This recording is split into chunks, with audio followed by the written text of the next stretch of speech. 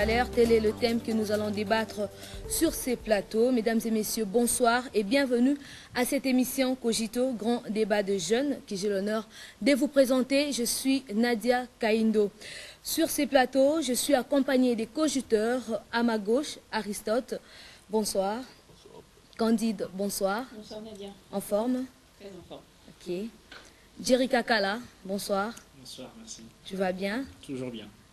À ma droite, je suis accompagnée de Jos Kalenga, à qui j'ai dit bonsoir. Bonsoir Nadia. Tu vas bien? Très bien. Ravi de Très, t'avoir très sur ces plateaux, vu que c'est la première fois. Ok. D'accord. Avec toi, merci. Voilà. Et Joël Velou, tu vas bien? Toi aussi, c'est la première fois d'être avec moi sur ces plateaux. D'accord, je te souhaite la bienvenue. Aaron Kazadi, le docteur, bonsoir. Bonsoir Nadia. Vous allez bien, j'espère. Très bien, c'est toujours Voilà, un plaisir. chers cogiteurs, meilleurs vœux, bonne année. Très heureuse de nous revoir une fois de plus en 2018. Et j'espère que cette année, ça fera de nous des très bons cogiteurs. Et pourquoi pas des cogitophiles aussi. Bonsoir et meilleurs vœux à vous. Merci. Voilà. Passons à la première question, chers cogiteurs. Nous le savons bien que nous voulons tous un Congo des valeurs et non d'antivaleurs. Tel a été le propos de notre cardinal Laurent Mosengo Passigna dans sa déclaration à la suite de la répression de la marche organisée par le comité laïque catholique. Alors, que vous inspirent ces propos du cardinal Aristote? Merci pour la parole Nadia. Je pense cette interpellation-là du cardinal vient à point nommé. D'autant plus nous sommes dans un moment critique. C'était pas plus qu'hier. J'avais suivi le secrétaire général adjoint en charge des opérations, M. Jean Delacroix, qui parlait de la situation en RDC et qui disait que c'était assez mou. Ça, j'interprète, je me dis, en son sens, il attendait que la situation était critique. Alors, dans une situation pareille, je pense que la médiocrité n'a pas sa place. Donc, il faudrait des valeurs, il faudrait de l'excellence pour relever des défis qui sont assez difficiles. Un défi, déjà, c'est quelque chose qui est préoccupant, mais quand c'est encore assez difficile, donc il faudrait beaucoup de valeurs, beaucoup plus d'excellence. Il faudrait beaucoup de valeurs, beaucoup plus d'excellence. Alors, Candide, votre point de vue? Merci Nadia. Le souhait de tous les Congolais est d'avoir un Congo de valeurs et non d'antivaleurs. Je pense que ce souhait qui aujourd'hui n'est encore un rêve peut être réalisable si chacun de nous pouvait mettre la main à la pâte. Mais bien sûr, s'il y avait aussi une bonne volonté, un peu de conscience et d'humanisme de la part de nos dirigeants.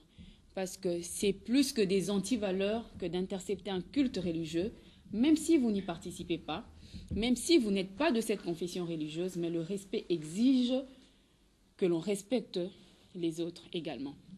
D'intercepter un culte religieux, d'y enfreindre les lois et de ne même pas avoir pitié de ces pauvres dames qui ont au-delà de 70 ans, qui ont déjà des problèmes ophtalmologiques et de lancer des gaz lacrymogènes en plein culte. Ça, ce sont des antivaleurs qui, pour être reparées, je pense que même la loi seule ne peut pas la réparer. Voilà, même la loi seule ne peut pas la réparer. Jerry Kakala, votre point de vue? Oui, alors je vais d'abord saluer ce propos du cardinal qui valent la peine. Et je veux dire que le Congo des valeurs et non d'antivaleurs ne concerne pas que la classe politique. C'est en général, ce pays, c'est qu'il est. Ces antivaleurs concernent les jeunes, ils concernent les vieux, ils concernent le dirigé, ils concernent aussi les dirigeants. Mais pour placer cette thèse dans son contexte qui se trouve être une réaction par rapport à la répression du 31 janvier, j'aimerais dire le vrai problème de ce pays, c'est parce qu'on a encore du mal à nous approprier de nos propres valeurs. Je pense que nos premières valeurs se trouvent logées dans notre devise. Justice, paix, travail. Vous n'êtes pas un grand Congo quand vous n'avez pas cette culture des justices. La justice n'est pas que rendre la justice judiciaire, mais c'est aussi la justice distributive qui est presque inexistante dans ce pays et qui fait que les gens se lèvent le matin et sortent sur la rue pour réclamer, revendiquer leurs droits. Vous n'êtes pas un grand pays quand vous n'avez pas une culture de paix, c'est-à-dire, comme était en train de le souligner Candide, de gens qui sont en train de prier, qui ont des convictions confessionnelles propres à eux. ainsi que la Constitution le garantit. Et vous venez les empêcher à vivre cela. C'est refuser la culture de la paix. Il n'y a pas un Congo avec des valeurs si les gens n'y travaillent pas. Ils ne travaillent pas parce qu'on ne leur a pas donné le travail, ils ne travaillent pas non plus parce qu'ils ont oublié le sens et l'importance du travail. Je pense que c'est interpellant, tant à l'égard de la classe politique qu'à l'endroit de nous-mêmes, peuple congolais, mais très important, c'est de dire que ces valeurs sont premièrement logées dans notre devise. Et il est très important que chaque Congolais, jeune ou vieux, puisse se dire « Je suis Congolais, je suis évalué par rapport à la culture de la paix, à la justice et au travail. » Voilà, nous devons savoir notre devise. Jos, votre point de vue. Je suis tout à fait d'accord avec les précédents cogiteurs. Le constat fait par le cardinal Mosengo Passigna est tout à fait vrai parce que nous l'avons déjà soulevé et relayé plusieurs fois sur ce même plateau, que depuis un certain temps, notre pays a fait une descente aux enfers. Les valeurs ne sont plus sujets, même dans la direction du pays. Certains disent même qu'il y a cette inversion de valeurs. Et aujourd'hui, on comprend que même cette inversion n'existe plus. Il y a maintenant l'inexistence de valeurs. Vous comprenez que lorsqu'on attaque ou bien lorsqu'on décrit en pleine télé qu'il y a même des ministres qui n'ont pas respecté leur mission, il y a eu beaucoup de rapages dans leur façon de gérer, mais jusque-là, on n'a jamais eu d'interpellation ni de procès sur ces ministres-là. Vous comprenez qu'il n'y a plus de valeur qui fait inquiétude à nos dirigeants. Moi, je suis tout à fait d'accord avec les propos du cardinal. Aujourd'hui, les valeurs ne sont plus... notre préoccupation ne fait plus préoccupation même à la classe dirigeante. Voilà, les valeurs ne préoccupent plus la classe politique. Alors, Joël, votre point de vue. Merci pour la parole. Le cardinal a raison. Vu la situation de la RDC, il a bien dit nous voulons un Congo de valeurs et non d'anti-valeurs. En d'autres termes, le cardinal veut dire on veut des Congolais qui reflètent la valeur. C'est-à-dire les Congolais qui reflètent la valeur, en d'autres termes, cela veut dire les autorités qui respectent la liberté des religions, les Congolais qui respectent les textes, les Congolais qui respectent les droits de l'homme. C'est ça qu'on voulait, c'est ça qu'on veut faire de notre pays. C'est-à-dire le Congo nouveau passe par les Congolais nouveaux. C'est ça l'expression du cardinal. Les Congos nouveaux passent par les Congolais nouveaux. Les Congolais nouveaux, Aaron Kazadi. Oui, merci Nadia. C'est pas toujours évident de prendre la parole après presque vidé de la quintessence de son intervention. Mais nous allons quand même placer un mot comme pour dire que c'est quand même alarmant comme interpellation. Comme le disait Géry tantôt, ces problèmes d'anti-valeurs ne concernent pas seulement la classe politique, mais on doit voir ceci dans tous les secteurs. Je vais m'appesantir par exemple sur les secteurs éducatifs, n'est-ce pas, au niveau de nos écoles, universités, ainsi de suite. Aujourd'hui, les Congos, nous vivons dans une situation de chute de valeurs. Les valeurs sont perçues aujourd'hui comme une exception et les anti-valeurs sont perçues comme la règle. Quand vous êtes dans des anti-valeurs, on trouve ça normal. Pour ceux qui essaient de défendre les valeurs, ils sont perçus comme étant des gens un peu exceptionnels et on vous trouve un peu bizarre par rapport à la société. Et donc, par rapport au contexte politique, je crois que c'est quand même alarmant comme propos et on ne doit pas se limiter seulement à décrier, on ne doit pas se limiter seulement à dire que nous prônons les valeurs et nous ne voulons pas les anti-valeurs, mais je crois qu'il faudra agir. À chaque fois que nous remarquons que les anti-valeurs commencent à gagner du terrain, il est important, n'est-ce pas, de venir directement pour rectifier les choses, afin de promouvoir les valeurs pour avoir une bonne classe politique dirigeante dans notre pays. Voilà. Nous devons agir pour que nous enlevons les antivaleurs et que les valeurs priment au-dessus de tous. Nous le savons tous que le 31 décembre, il y a eu la marche qui a été organisée par une structure jusque-là en léthargie. J'ai nommé le comité laïque catholique. Alors, quelle est votre perception du comité laïque catholique, Candide? Quelle perception? C'est un comité. Ils ont bien le droit de pouvoir s'organiser, de pouvoir organiser une marche. D'autant plus que le but pour lequel ils ont organisé cette marche était un but, je peux dire, sensé. C'était une raison fondée. C'était une raison fondée. Il y a eu la SENCO qui aurait organisé un dialogue entre deux parties prenantes. Il y a eu un accord qui a été trouvé à l'issue de ce dialogue, accord qui n'a jamais été respecté. Et ils étaient en plein droit de pouvoir simplement marcher. Ils ont dit que c'était une marche pacifique et c'était réellement une marche pacifique pour pouvoir revendiquer tout ce que contenait ce dialogue. Bien sûr, tout ce que contenait l'accord qui avait été signé à la fin de ce dialogue. Donc le comité laïque, qu'est-ce que je perçois d'eux? Ce sont un ensemble des personnes qui ont bien sûr cette bonne volonté de vouloir voir le pays émerger et qui ont voulu mettre en œuvre toute leur bonne volonté. Jerry, votre perception? Alors, il faut dire que le comité laïque catholique ainsi que le nonce apostolique venait de le dire est reconnu par le cardinal, parce que certaines personnes ont pensé que c'était une institution illégale. Sur le plan du droit canonique, c'est une organisation déjà reconnue, constituée de intellectuels catholiques qui en ont marre. Et la meilleure façon de le dire, c'est au lieu de rester, de passer à la télévision, continuer avec tous les Français qu'on peut déballer sur les plateaux de télévision, il nous faut aussi descendre sur la rue pour qu'on ne dise pas que nous, on donne des ordres et ce sont les enfants des autres qui sont sur la rue. Nous avons été sur la rue parce que convaincus, ainsi que Candide le disait, l'accord du 31 décembre n'a pas été respecté, mais aussi et surtout parce que les conditions de vie de la population congolaise sont médiocres. Et pour cela, il nous faut nous lever pour dire vous n'êtes pas ceux qui sont là pour vous frotter les mains alors que ça ne va pas.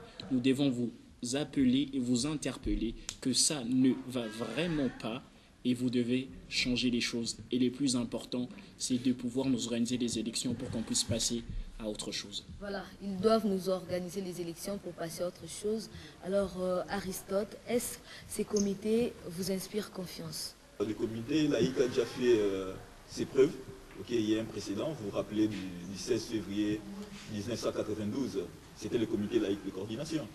À tête, il y avait un des membres que je respecte beaucoup au niveau du rassemblement, en l'occurrence M. Pierre Nyongui, qui était carrément le responsable de ces comités laïques de coordination à cette époque-là. Donc ils nous ont arraché, n'est-ce pas, l'ouverture de la conférence nationale souveraine, alors verrouillée, n'est-ce pas, par le Premier ministre Mounz Karluband sous les ordres de Mobutu. Donc le comité laïque de coordination, il suffirait pas seulement de dire, moi je pense qu'il aurait une certaine légitimité à mon sens, où elle espérait confiance à mon entendement, mais il y a quand même certains fondamentaux qui pourraient, n'est-ce pas, déterminer, n'est-ce pas, les critériums pour la validité. En l'occurrence, on pourrait peut-être citer les éléments, des éléments probants. Donc il y a quand même certains éléments, il y a une base factuelle, comme je voulais dire. Donc ces éléments-là forment une base factuelle, c'est-à-dire une base de faits. Donc les faits sont tels que les comités laïques de coordination, ce n'est pas sa première fois. Donc l'ouverture de la conférence nationale souveraine était une preuve assez probante. Donc on peut aussi espérer que l'alternance sera une deuxième preuve de ces comités laïques de coordination, de cette organisation-là qui se veut agir en toute pacificité. Aaron Kazadi, ces comités vous inspirent-ils confiance? Oui, Nadia, parlons d'abord de la perception. Je dirais que, comme c'est garanti par la Constitution congolaise, c'est le droit de tout Congolais, n'est-ce pas, de prendre des initiatives sur des questions qui mettent en jeu la vie de la population, l'avenir du pays. Donc ces comités laïques étaient dans le plein droit, n'est-ce pas, d'organiser une manifestation pour une cause qu'il estime être, n'est-ce pas, judicieux. Et aussi partant de la loi canonique, j'ai suivi les nonces apostoliques, la loi canonique reconnaît à tout catholique cette liberté-là d'initiation, n'est-ce pas? Ils peuvent trouver une initiative sur un point donné. Il suffit juste que cette initiative soit en conformité, n'est-ce pas, avec les prescrits, la mission de l'Église. Et donc, je crois que sur cette base-là, aussi, étant donné que la cause défendue est noble, je crois que nous pouvons quand même faire confiance à ces comités, mais vous savez que nous avons une mémoire encore fraîche pour ne pas oublier certains dérapages de certaines personnes qui ont commencé à défendre une certaine cause, mais qui, au nom de certains intérêts personnels, se sont vus vite retirés, n'est-ce pas, de cet objectif. Et nous n'allons pas penser dans ce sens pessimiste, mais nous restons optimistes, sachant que dans le souhait de voir ce comité continuer avec sa lutte noble jusqu'au bout. Oui, moi je pense qu'on doit faire confiance au comité. Vous savez, le peuple congolais était désespéré avec les politiques. C'est-à-dire, même les gens de la majorité de l'opposition, on ne savait pas faire confiance à qui. Tantôt, les matins, il est à la majorité, les soirs à l'opposition, mais il fallait des gens pour redonner cette confiance-là au peuple. Et ce comité laïque, je pense, c'est un bon travail. Et ce travail est juste et justifié. Il y a un accord. L'accord du 31 décembre n'a jamais été respecté. Là, c'est une vérité. Tout le monde les connaît. Mais ce comité réclamait rien d'autre que l'application de cet accord. C'est-à-dire les messages propagés pour dire que les pasteurs de l'Église font maintenant la politique. Non, ça c'est une cause juste. C'est-à-dire l'Église, elle est là aussi quand la situation ne va pas. L'Église doit aussi donner son opinion. L'Église a donné son opinion sur un problème qui est posé et l'Église a proposé même des pistes et des solutions. Mais moi, je pense qu'on doit faire confiance. Je n'oblige pas les autres, mais moi, je pense qu'on doit faire confiance à ces comités-là. Voilà, nous devons faire confiance à ces comités. Alors, Jos, peut-il être une alternative à une opposition qui de plus en plus n'inspire plus confiance? Vous savez, madame, je suis tout à fait d'accord avec mes précédents cogiteurs. Là, j'ai lu encore les argumentaires de tous les cogiteurs. Après une certaine époque, les gens ont maintenant un peu du mal à faire confiance aux politiques actuellement. C'est vrai qu'il fallait trouver des gens à qui on pouvait donner maintenant un peu de crédit pour essayer d'assoupir un peu le cœur des Congolais qui continuent toujours à souffrir et à être plongés encore davantage dans la misère. Moi, je pense même que ce n'est plus important de chercher à comprendre la valeur juridique du comité laïque, d'autant plus que les événements ou même la démarche entreprise par ce comité-là a été approuvée par l'hiérarchie de l'Église catholique. Et donc même l'Église catholique elle-même a pris part activement à cette activité. Moi, je pense que c'est même plus les débats de chercher à comprendre si le comité laïque avait le droit ou pas les droits. Parce que l'Église elle-même a accepté cette marche et elle a demandé aux fidèles de répondre massivement à cette marche.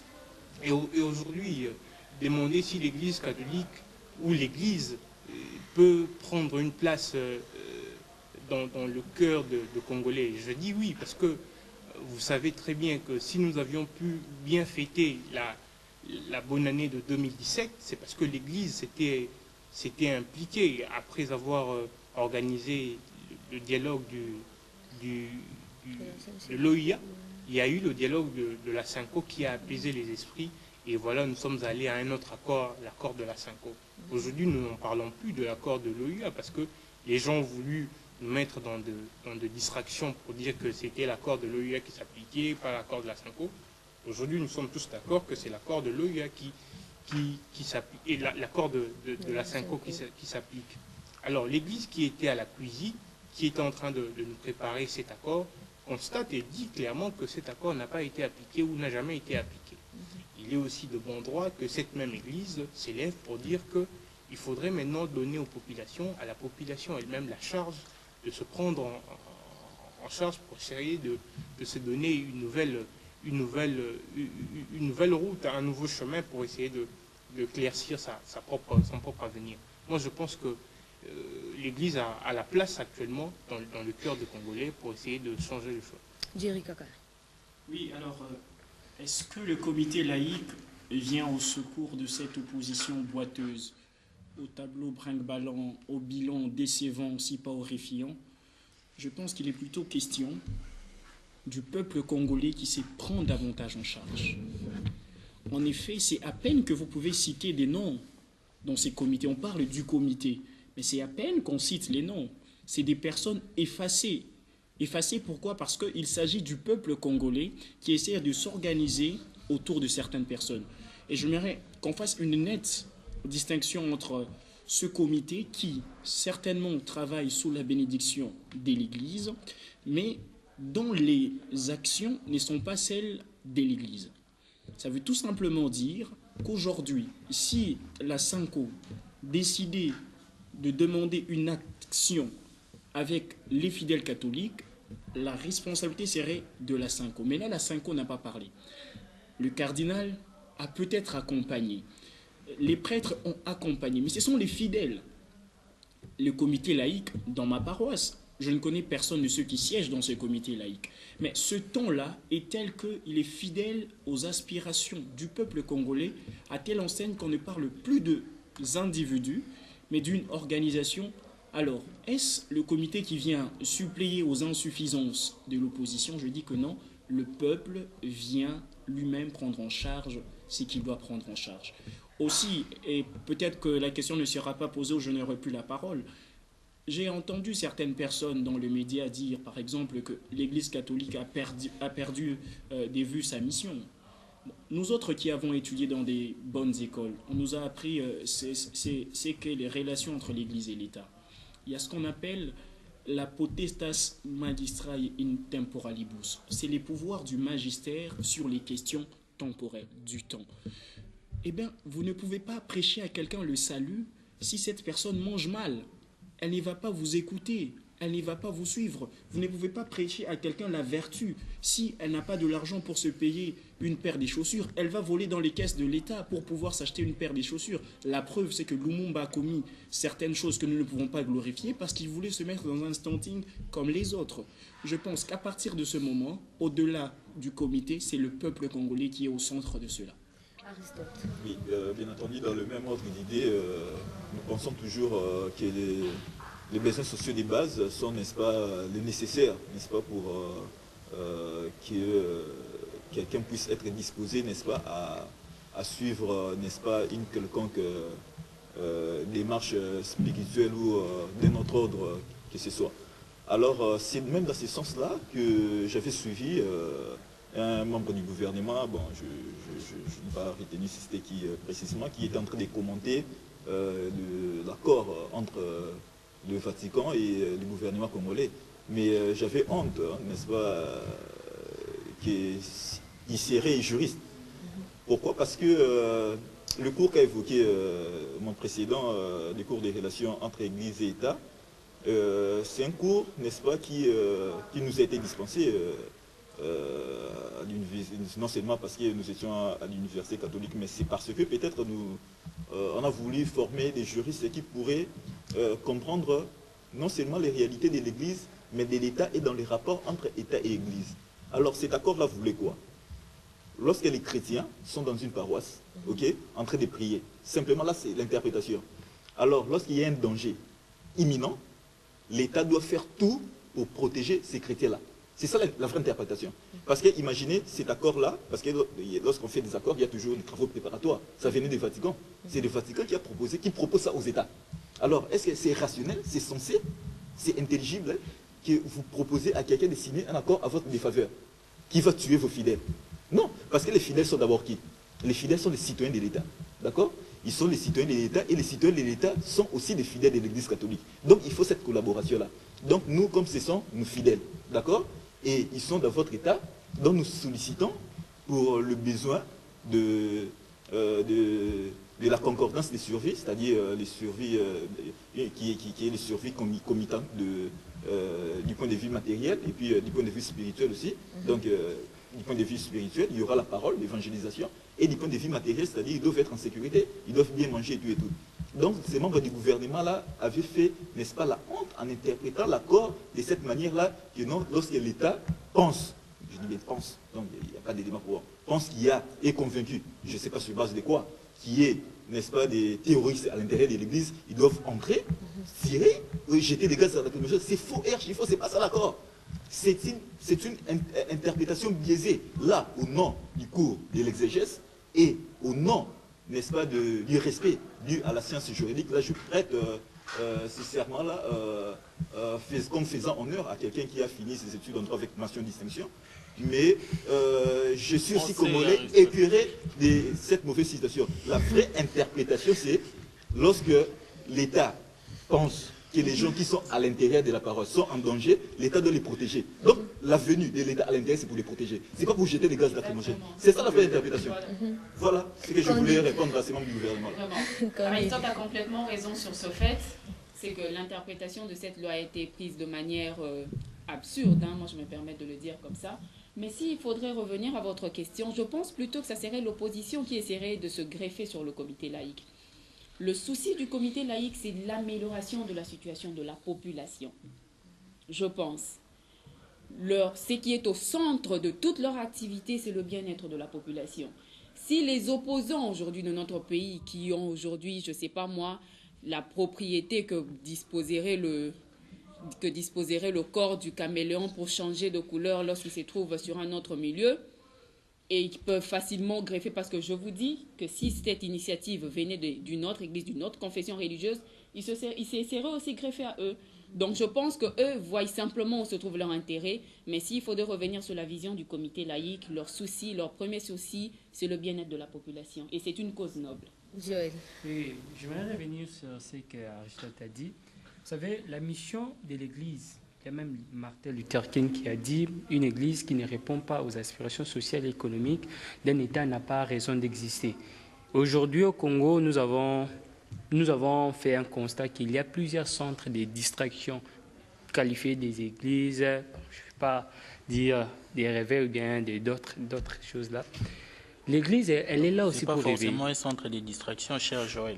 Non, il ne faut pas mélanger. Ce n'est pas toutes les églises les réveils qui endorment j'ai donné mon opinion. Non, mais c'est généraliste. Il faut être tolérant. Il a dit entre guillemets. Entre guillemets. Ce sont des centres. Oui. Non, pas du tout, mais il ne faut pas être généraliste. Non, parce que je ne veux pas qu'on donne l'impression que toutes les églises des réveils endorment le peuple. Parce qu'à côté, il y a... Mais c'est ça, la majorité.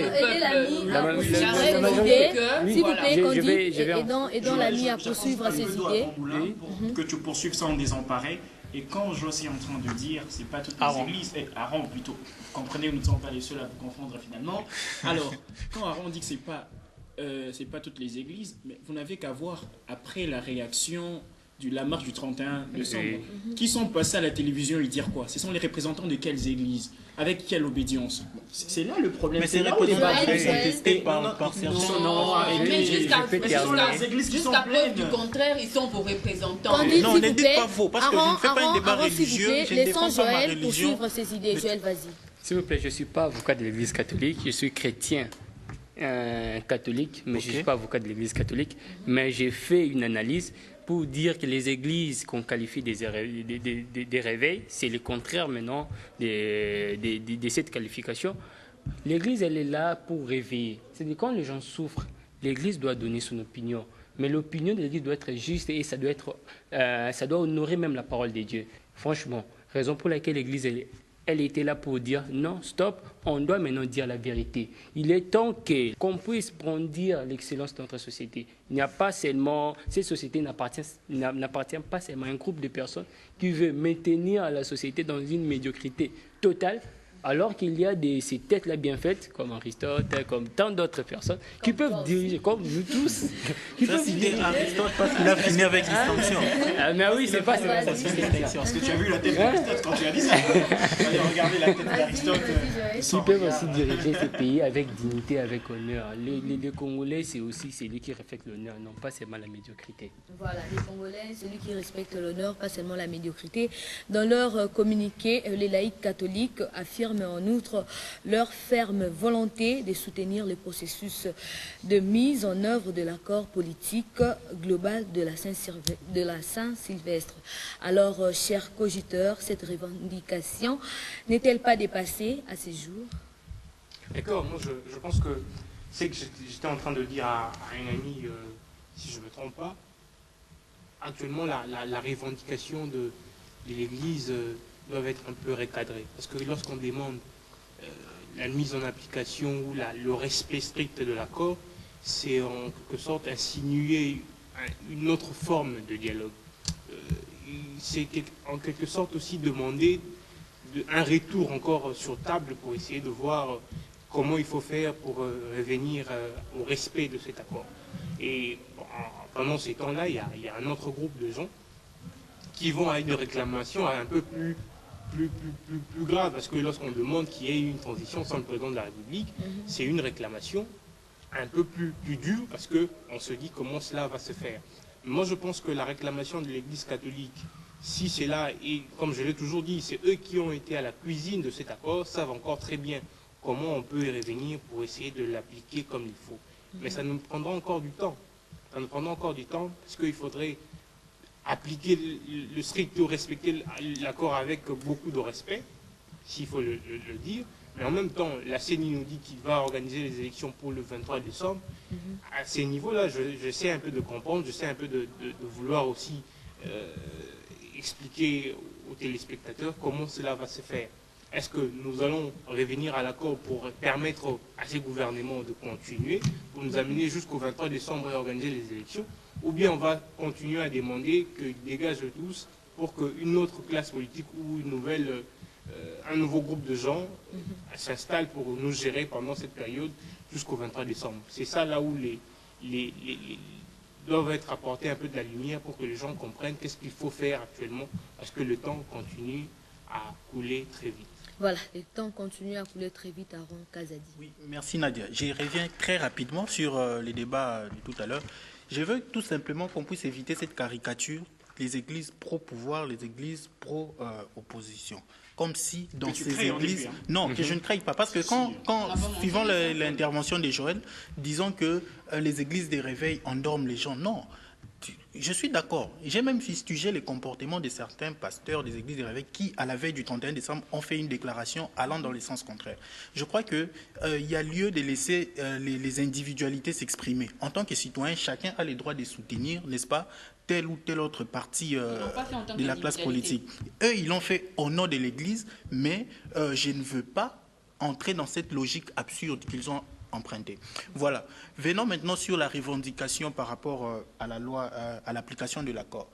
J'ai toujours cru, moi, j'ai toujours développé une hypothèse selon laquelle l'accord du 31 décembre n'a jamais été achevé, pour moi. Cet accord, on n'a jamais achevé cet accord. Nous sommes arrêtés à mi-chemin. Ce qu'on doit réclamer aujourd'hui, ce n'est même pas l'application de l'accord. Ce qu'on doit réclamer aujourd'hui, c'est qu'on puisse aller au bout avec l'accord. Pourquoi je le dis, je m'explique. Les arrangements particuliers font partie de l'accord.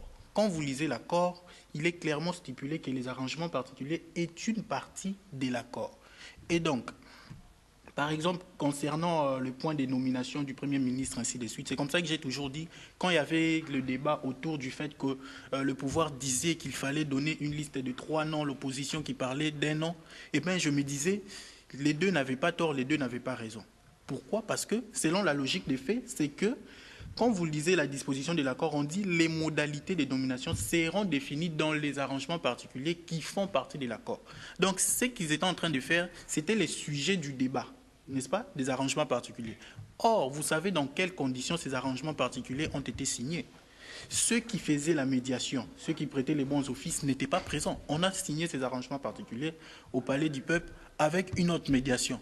Une médiation contraire. Est-ce qu'on doit les considérer comme étant le même arrangement particulier de cet accord?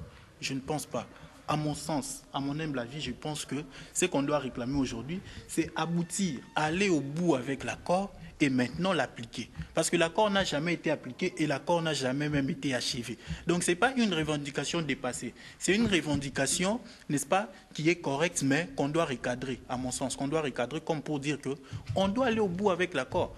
Le prêtre, le prélat catholique qui faisait la médiation, qui prêtait les bons offices, doivent être là, n'est-ce pas, pour qu'on signe ensemble les arrangements particuliers qui devraient encore faire l'objet d'un consensus entre les parties prenantes. Ça n'a jamais été le cas. Les arrangements particuliers ont été signés sans une certaine partie aux négociations. Vous le savez, vous savez que le MLC était là, la majorité, l'UNC était là, mais les rassemblements n'étaient pas là. Donc on n'a pas fini, on n'a pas achevé cet accord. Aristote. Mon point de vue par rapport à l'accord, vous savez, nous avions eu ce débat-là en décembre 2015. Je n'ai jamais été pour l'accord, parce que ce serait un précédent. Okay.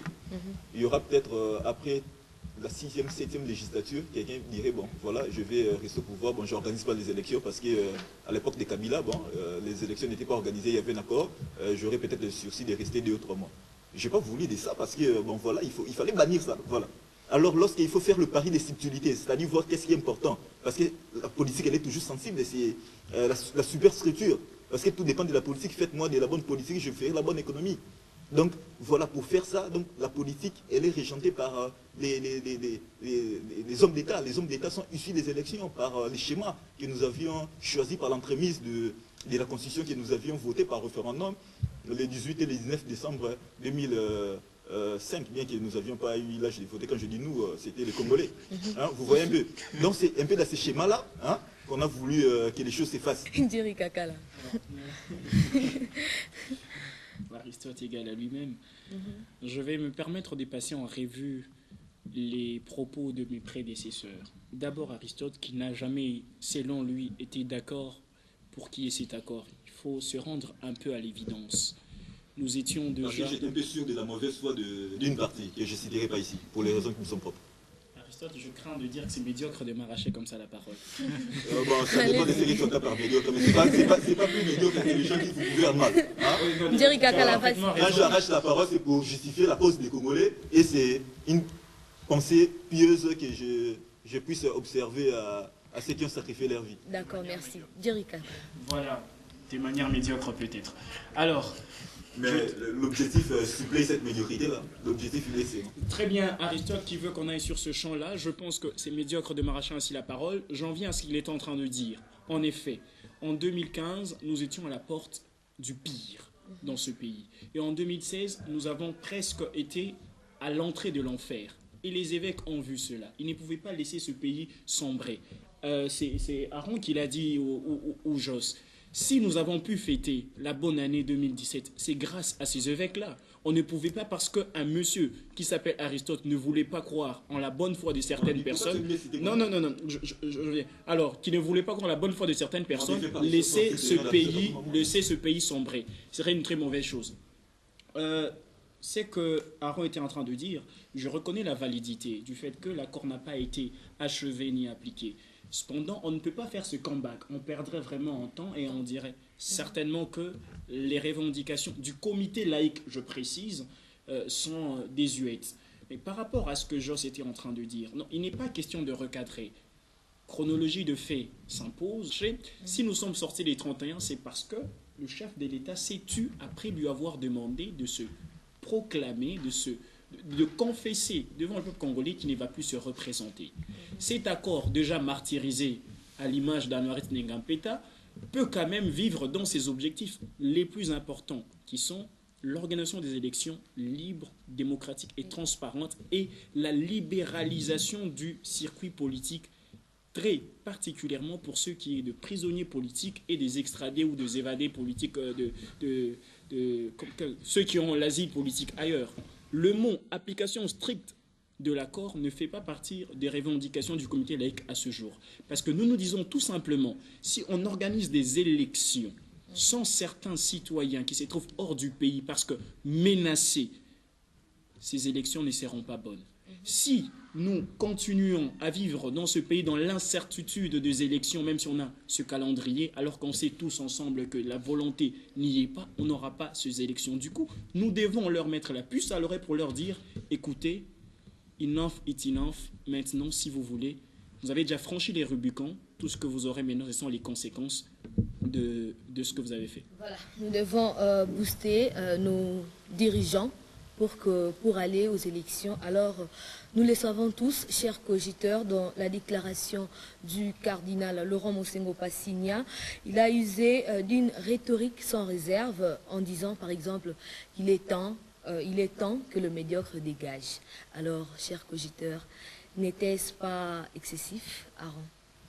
Non, comment excessif? Je crois que toute personne de bonne probité prône les valeurs. La médiocrité, c'est quelque chose qu'on ne peut pas souhaiter. Nous qui avons étudié dans des collèges, je le disais tantôt avant l'émission, on nous cotait la conduite. Soit tu es excellent, tu es très bon, tu es médiocre. Quand on est médiocre, on est médiocre. C'est pas excessif. Et je crois que les faits sont probants. Les faits sont probants. Vous avez des dirigeants qui s'adonnent à des scènes que je ne vais pas citer ici, pour raison de moralité, n'est-ce pas? Et ça, c'est de la médiocrité. Quand il faut dire que le médiocre doit partir, je ne vois pas pourquoi ça doit créer des agitations chez certaines personnes. Quand on est excellent, on est excellent. Quand on est médiocre, monsieur, reconnaissez-le, vous êtes médiocre. Et ce n'est pas nous qui sommes en train de le dire, c'est les peuples, en fait. Nous, c'est les peuples, d'accord. Nous, je voulais dire, ce n'est pas seulement les cardinals qui le disent, mais c'est les peuples. Et dans la gestion, la médiocrité bat son point à tel point que la médiocrité a même créé une crispation, n'est-ce pas, dans les climats. Regardez, essayez dans un bus ou dans n'importe quel transport en commun, essayez de lancer un débat politique. Regardez comment les gens vont vous laisser parler vous-même. Personne ne va intervenir. Pourquoi? Parce que la médiocrité a créé un système d'imposition. Okay? On vous impose. Vous ne pouvez même pas faire une analyse politique dans un milieu public parce qu'on a peur. Pourquoi? On a peur, on dit attention. Candide. C'est un qualificatif. Il a qualifié la situation actuelle et par syllogisme, c'est qui ont causé cette situation. Donc, les faits peuvent parler d'eux-mêmes. Lorsque il y a une pluie diluvienne qui emporte des maisons, tout simplement parce que les routes sont mal construites, les caniveaux sont bouchés, et que les services qui doivent réaliser ce genre de travaux ne font pas leur travail, et que ce sont des vies humaines qui en pâtissent, ça c'est médiocre. Et la personne qui a causé cette situation est médiocre. C'est un qualificatif et c'est du syllogisme. Avant que tu ne conclues, lorsque vous voyez, donc, la situation, si je peux finir Aristote, la situation est médiocre. Et donc, par syllogisme, les personnes qui ont conduit à cette situation, les personnes qui entretiennent cette situation, ne peuvent pas être différentes de leur situation. Voilà, Aristote. Alors, tout simplement, bon, excessif ou pas, je vais parler un tout petit peu, je ne vais pas beaucoup parler. Vous savez, pourquoi est-ce qu'on ne peut pas qualifier les comportements du cardinal d'excessif? Pourquoi? Parce que, vous savez, les cardinals sont ces genres de personnes-là qui sont au-delà de l'excellence. C'est la raison pour laquelle on les appelle les éminences. Voilà, donc c'est au-delà de l'excellence. Ce sont les autres évêques qui sont les excellences. Alors, il fait partie, n'est-ce pas, d'une certaine catégorie de ces plumages-là rarissimes, hein, n'est-ce pas, qui forment, n'est-ce pas, qui sont même aux commandes, n'est-ce pas, du monde. Parce qu'on appelle ça la curie romaine. Ok? La curie romaine, par définition, c'est le Vatican. Le Vatican, c'est par définition le gouvernement central de l'Église catholique. Donc vous voyez là où Monseigneur est, n'est-ce pas? Ce n'est pas seulement un évêque simple, non seulement un cardinal, mais c'est parce que la curie romaine, ce n'est pas tous les cardinaux du monde. Hein. Donc il y a quelques cardinaux. Parce que ça, c'est le gouvernement central. Vous voyez cette institution-là qui fait peur à tout le monde, que tout le monde respecte, mais pour être là, donc il faut avoir un niveau. Donc voilà. Monseigneur Mossengo, on doit du respect à ce qu'il dit. Voilà, et on je doit pense du que ce sont des respect, gens et pour être qui ne se là, trompent pas quand il faut avoir du niveau. Alors, oui. jusque-là... Il a le mérite du conseil. Le cardinal Mossengo a le mérite du conseil. Voilà, il a le mérite du conseil.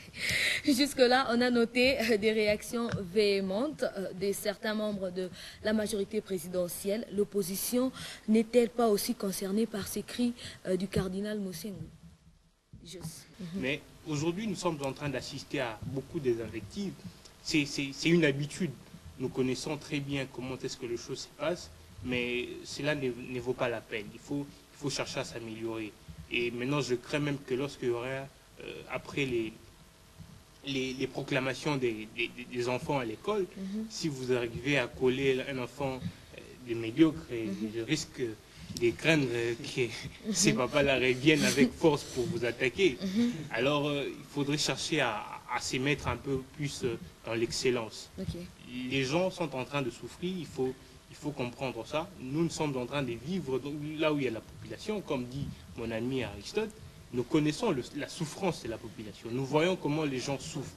Et donc, il faudrait essayer d'exceller pour quitter l'étape de la médiocrité et chercher à faire avancer les choses. Alors, qu'est-ce que vous direz de ceux qui changent le camp facilement? Mais une fois encore, ce sont des médiocres. Lorsqu'un médiocre n'a pas de camp fixe, un médiocre... Parce qu'on va les chasser de l'école. Il faut trouver une autre école. Une autre C'est école, comme ça qu'ils se comportent de l'école. c'est- Les militaires, voilà. C'est la médiocrité. Changer, c'est la médiocrité. Il faut encore Parce que moi, je chercher à consomme mal. comprendre comment est-ce qu'ils ont... Je ne voudrais pas fini citer des noms ici, parce que la personne va se reconnaître. Quelqu'un qui a été secrétaire général de la force la plus importante de l'opposition à la première législature. Coordonnateur du mécanisme de suivi de l'accord. À la majorité. Il y a des choses qui ne se font pas très bien et vous ne retrouvez pas opposant. Ça ne va pas. Non, c'est la médiocrité. Non, franchement, c'est la médiocrité. La médiocrité, toujours la médiocrité. Nous sommes déjà en train de chuter, chers auditeurs. Alors, Joël, un mot. Oui, vous savez, vous avez absolument raison. La médiocrité a vraiment pris sa place. La fois passée, je suivais dans une chaîne internationale l'impôt, la taxe sur la moto ici, un pays voisin, le Rwanda, a accouché à la fin de l'année 1 milliard. Mais ici au Congo, il y a quelqu'un qui a détourné l'argent de la DGRK, il est brandi et chanté. Et là, c'est vraiment la médiocrité. Ici au Congo, nous avons à la tête des juridictions des mécaniciens, des gens qui ont fait des bois et des forages, mais ils dirigent des juridictions. C'est inconcevable. Nous avons des docteurs qui n'ont jamais fait la médecine. Ça, c'est la médiocrité. Et le cardinal n'a pas dépassé. Il a raison, il a raison. Quand on voit la situation du moment, visitez un peu la ville de Kinshasa. La fois j'étais à Lingwala pure. Même la Gombe ici, il faut visiter l'UPEN. Franchement, c'est la médiocrité. Franchement, on doit brandir. Quand les gens font des détournements, les gens qui devaient se retrouver à Makala, ils sont dehors, et les gens qui devaient se retrouver à la cité sont à Makala. Ça, c'est la médiocrité.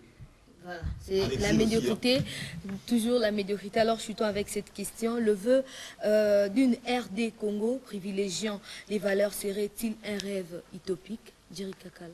Non, c'est pas un rêve utopique. Il suffit de voir qui sont autour de ce plateau pour dire que c'est pas utopique. Donc, nous allons vivre un Congo des valeurs. Nous nous battons pour ça. Si nous ne le vivons pas en chair et en viande, nous espérons que nos enfants, sinon, à la limite, nos petits-enfants vivront ces terres de gloire. La gloire, c'est-à-dire, on reconnaît à chacun ses qualités, on les traite ainsi. Le président Gbagbo disait quelque chose de très bien. On veut tout simplement que quand un Congolais passe, qu'on dise que c'est un homme qui est passé, et ça nous suffit. Voilà, quand un Congolais passe, voilà. Vas-y, Candy. Exactement. C'est que je voulais dire, vous savez, si aujourd'hui le Congolais vit, il vit par espoir. Et c'est l'espoir qui fait vivre. C'est l'espoir d'un Congo meilleur. C'est pour cela que certains fonctionnaires qui ne gagnent pas assez se dépensent à faire étudier leurs enfants. Parce qu'ils croient encore dans leur pays. Ils croient encore que les choses peuvent avancer et peuvent changer. Et s'il faudra revenir pour savoir comment est-ce que cette vague s'est soulevée juste autour d'un mot médiocre, je pense que lorsqu'on se sent morveux, on se mouche. Voilà, lorsqu'on se sent morveux, on se mouche. Aristote. Merci pour la parole. Pour placer le dernier mot, vous aviez demandé si le Valère était utopique. Bon, le Valère, d'abord, c'est quelque chose d'idéal. Voilà. Maintenant, ce qui est idéal, en principe, c'est pas vraiment trop compréhensible dans l'attendement des humains. Il faudrait chercher quelque chose de matériel, n'est-ce pas, y afférent pour essayer un peu de se rendre compte. Alors, la chose matérielle qu'on irait, ou peut-être... bon, pour ne pas dire la chose parce que c'est une personne matérielle, je donnerai l'exemple tout de suite de la personne qu'on a citée ici avec beaucoup de références, le cardinal. Le cardinal, quand il parlait, je pense qu'il faudrait faire un effort de suivre. Pourquoi? Parce que ce sont des gens, n'est-ce pas, qui ont fait beaucoup de preuves. J'aimerais peut-être dire par rapport à ce qui s'est passé le 31, comme on disait parfois avec les amis à Madrid, como quisiera, l'antepe aouil de comment, puissions-nous oublier cela. Donc, la réaction du cardinal s'était fait, n'est-ce pas, comme j'avais dit dès le début, à point nommé. Et puis, il faudra aussi se rendre compte que c'était vraiment quelque chose qui était choisi au bon moment et voilà, par la bonne chose qui a été choisi au bon moment et à la bonne personne. Jos. Alors, il ne faudrait pas confondre que le cardinal est en guerre avec les individus. Là, il faudrait encore bien le souligner. Le cardinal est en train de défendre les valeurs. Le cardinal veut voir un Congo qui va peut-être bientôt léguer à ses petits-fils ou à ses petits-enfants, même lorsque nous savons très bien que le cardinal n'a pas d'enfants biologiques. Nous parlons ici de enfants spirituels. Et nous qui sommes aussi de l'Église catholique, vous devez comprendre que nous avons besoin d'un pays d'un Congo où il fera toujours beau vivre. Nous avons un pays très très riche, comme vous le savez très bien, et nous devons en profiter. Nous ne devons pas continuer à se leurrer, nous ne devons pas continuer à vivre. C'est comme si nous n'avions pas tout ce que le pays régorge. Et donc c'est toujours notre vœu, c'est toujours notre espoir de voir un jour le Congo briller au cœur de l'Afrique. Voilà, Joël. Vous savez, la première richesse d'un État, c'est le peuple, c'est-à-dire l'homme. Aujourd'hui au Congo, nous avons ces problèmes-là. C'est-à-dire les richesses de la RDC, les richesses naturelles de la RDC ne représentent rien. Moi, je pense que les agents de socialisation congolaises, en commençant par la famille jusqu'à l'État, doivent prendre leurs responsabilités en main pour cultiver l'excellence et non la médiocrité. Voilà. Aaron Kazadi, votre dernier mot. Ne pas croire qu'un Congo de valeurs, c'est une utopie, c'est remettre en cause les combats de Lumumba, remettre en cause les combats de Simo Kimbangu et tous les cogiteurs qui sont avec moi ici, s'ils en ont un. Je crois que... Ok, merci. Je crois que ce qui est important, c'est de dire comme Francis Blanche disait, il vaut mieux viser la perfection et la manquer que viser la médiocrité et l'atteindre. Donc je crois que c'est à chacun de nous de voir comment il peut parfaire son comportement dans la société en vue d'aboutir à obtenir cette nation, ces Congos, ces grands Congos des valeurs. Voilà, nous voici à la fin de cette discussion. Tout au long de cette émission, nous avons parlé de la déclaration du cardinal Laurent Mosengo Passigna qui dit que nous voulons un Congo des valeurs et non d'antivaleurs. Merci de nous avoir suivis, chers téléspectateurs, et merci à la grande équipe de l'émission Cogito. Pour vous qui aimeriez bien participer à cette émission, veuillez nous appeler via le numéro qui se trouve au bas de vos écrans et pourquoi pas aller visiter notre page Facebook, émission Cogito JDJ. Pourquoi pas aller encore sur YouTube et appelez-nous, donnez vos suggestions ou donnez vos remarques par rapport à cette émission. Alors quant à moi, je vous dis au revoir, à la prochaine. Aristote, merci de rappeler que tu as fini avec nous.